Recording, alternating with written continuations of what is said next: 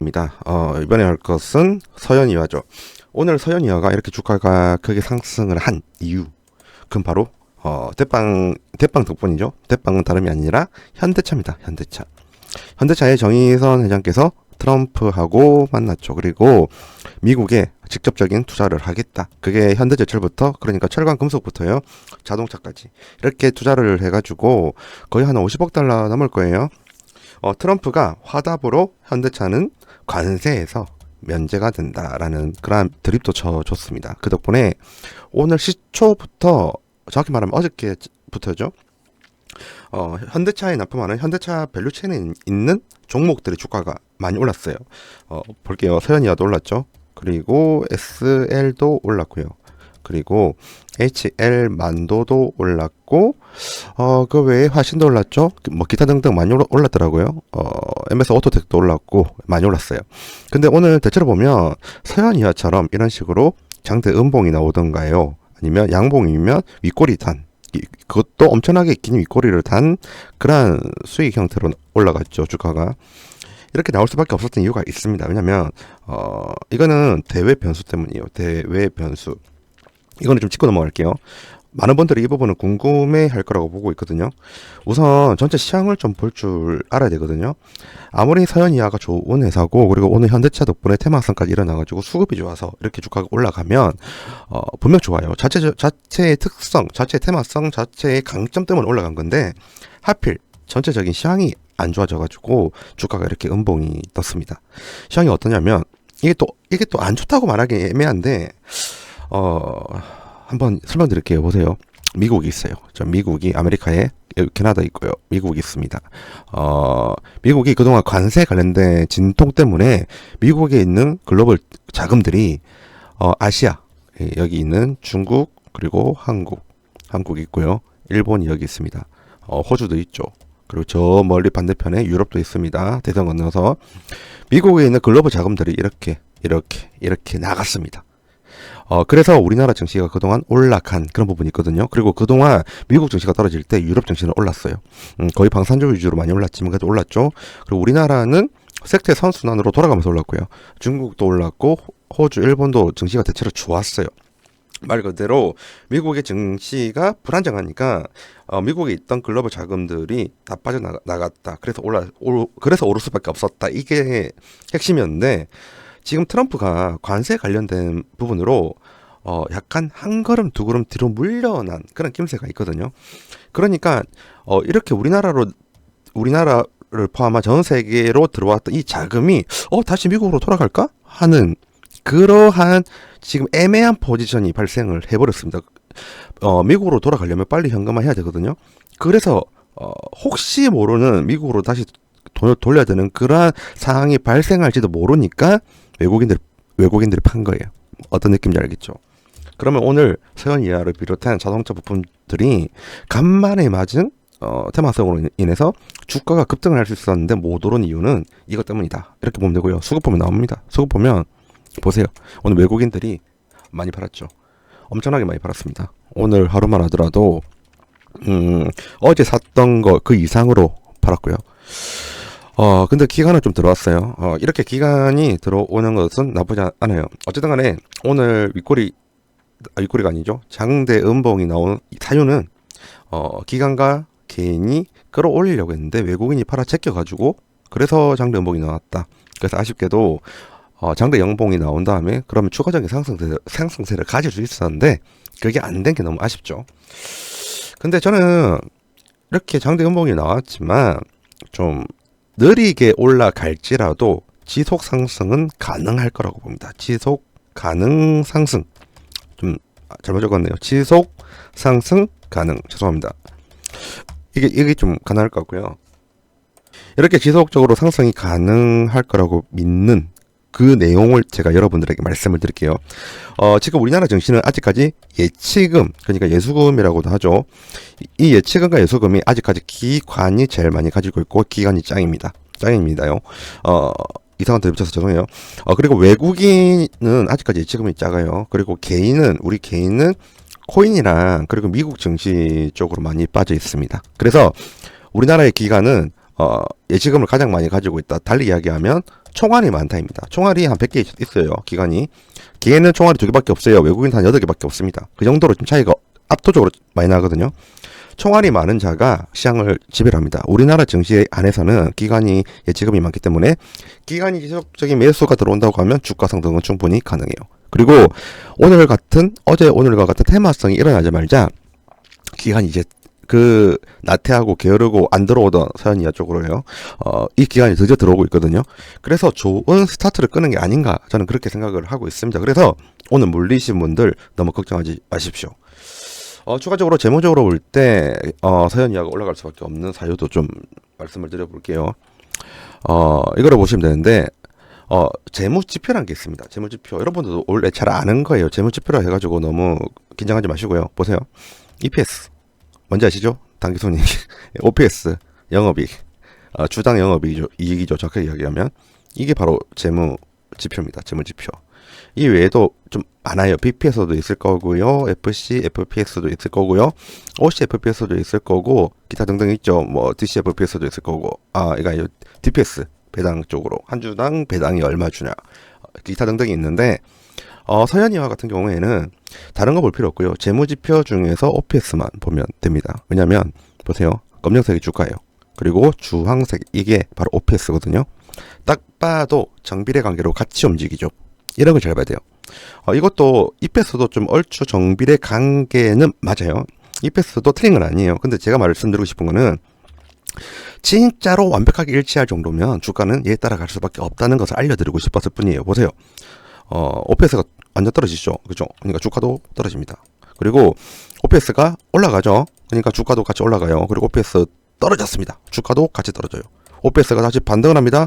주가도 따라갑니다. 그리고 OPS가 3중 천장 이렇게 찍죠. 하나, 둘, 셋, 산 3개요. 주가도 같이 산 3개를 찍습니다. 그리고 OPS가 떨어지니까 주가도 떨어지죠. 완벽하게 일치를 합니다. 그렇게 본다고 하면 하나만 보면 돼요. 뭐냐면 25년도 그리고 26년도에 서현이와의 OPS 그러니까 영업이익이 올라간다고 하면 당연히 서현이와의 주가도 올라갈 확률이 높다. 이 부분을 알 필요가 있습니다. 어떤 느낌인지 아시겠죠?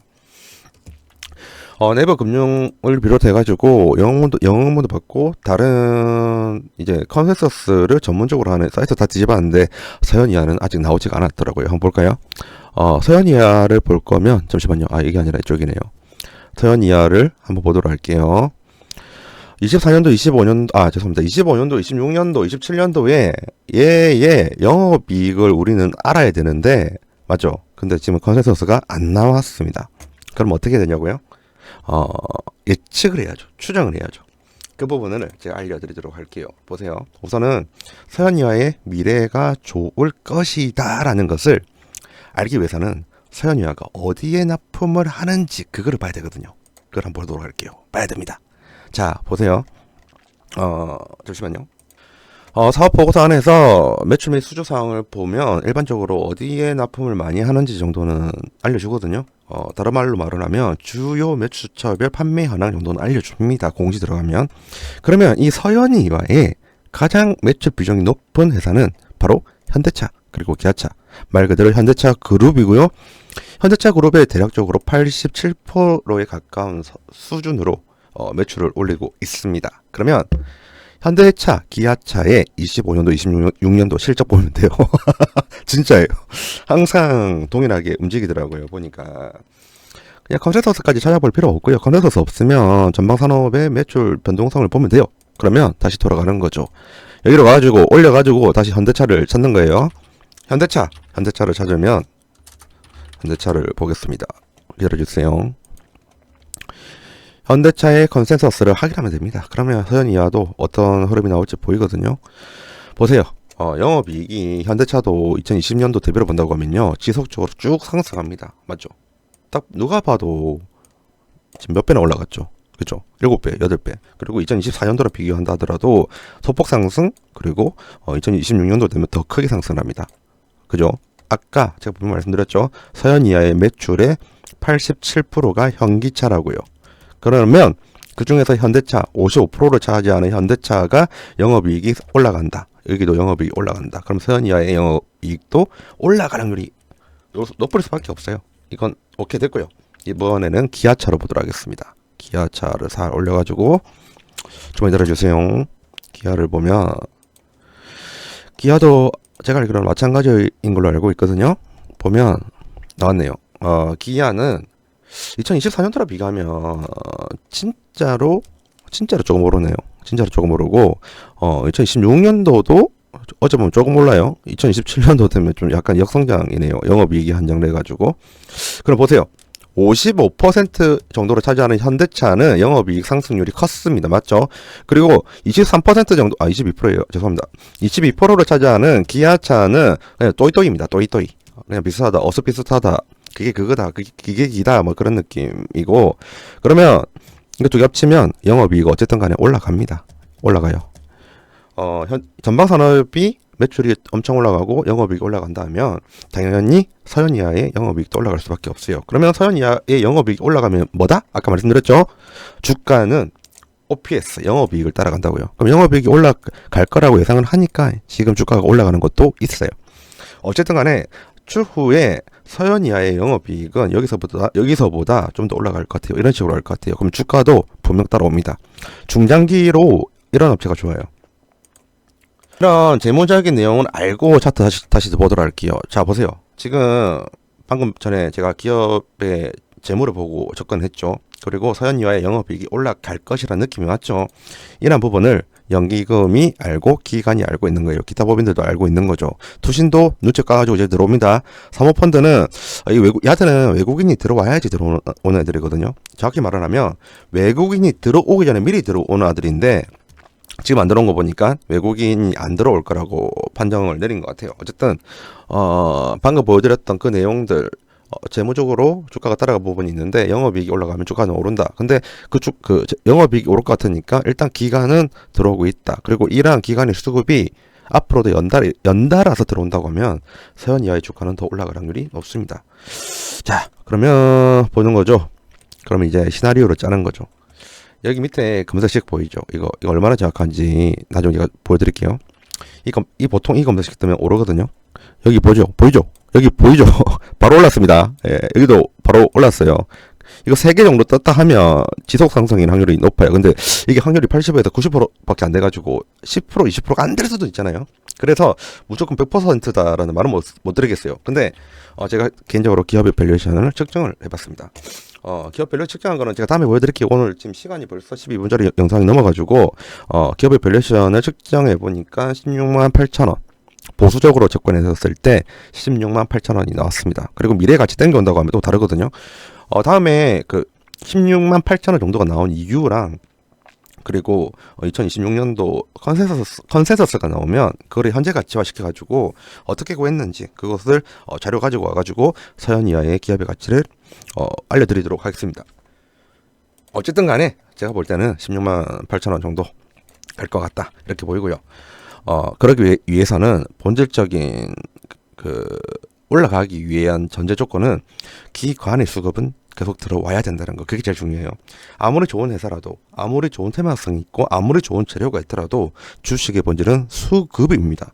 수급이 정확하게 오지 않으면 서현이하의 주가는 올라갈 수가 없어요. 그래서 당분간 기간에 매집이 들어오는지 그것만 모니터링만 해도 충분히 서현이와에 대한 매매는 하기 편하실 거예요.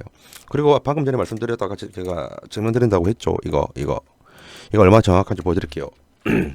그러니까 이게 3개 같으면 더 올라갈 수 있다는 게 왜 그런 믿음이 있냐 보도록 할게요. 하나오션 보세요. 여러분들 보세요. 나오죠?